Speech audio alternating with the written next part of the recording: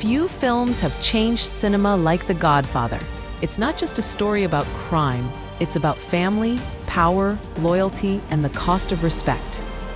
Released in 1972, directed by Francis Ford Coppola, and based on Mario Puzo's novel, The Godfather became a cultural phenomenon.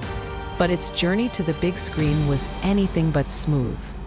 When Paramount Pictures first greenlit The Godfather, it was just another gangster movie. The studio wanted a quick, cheap production, but Coppola had a vision. He wanted to make it authentic, a story about an Italian-American family, told through emotion, not bullets. But the studio hated his ideas. They didn't want Marlon Brando. They didn't want Al Pacino. They wanted something safe. Coppola fought for his cast and won. That decision would define cinematic history. From the moment we hear "I Believe in America" in the opening scene, we're drawn into the world of the Corleone family, a dynasty built on respect and fear. Marlon Brando's Vito Corleone became an icon of calm power, soft voice, slow movements, and piercing wisdom.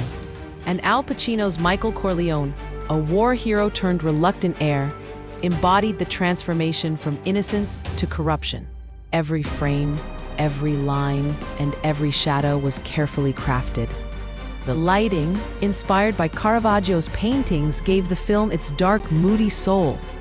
The Godfather isn't about gangsters. It's about family, power, and morality. It shows how corruption seeps into even the most sacred bonds. Michael doesn't chase power. Power consumes him. One of the film's most haunting lines comes from Michael himself. "Don't ever take sides against the family." That moment marks his descent, the point where love turns into control and morality becomes blurred. Filming The Godfather was chaos. Coppola was nearly fired multiple times. Brando refused to memorize lines, often improvising scenes. And Al Pacino? Many at the studio thought he was too weak for the role, until they saw the restaurant shooting scene. That one moment when Michael pulls the trigger turned Pacino from a nobody into a legend. When The Godfather released in 1972, it didn't just break box office records, it changed how films were made. It introduced moral complexity to Hollywood storytelling. It made audiences empathize with criminals, not because they were right, but because they were human. Coppola's use of family as the emotional core redefined the gangster genre, inspiring everything from Goodfellas to Breaking Bad and The Sopranos. The Godfather won 3 Academy Awards: Best Picture, Best Actor for Brando, and Best Adapted Screenplay. It's ranked among the greatest films ever made, and for good reason, because at its heart, The Godfather isn't about crime.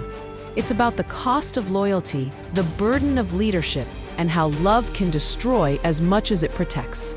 As Vito Corleone once said, "A man who doesn't spend time with his family can never be a real man."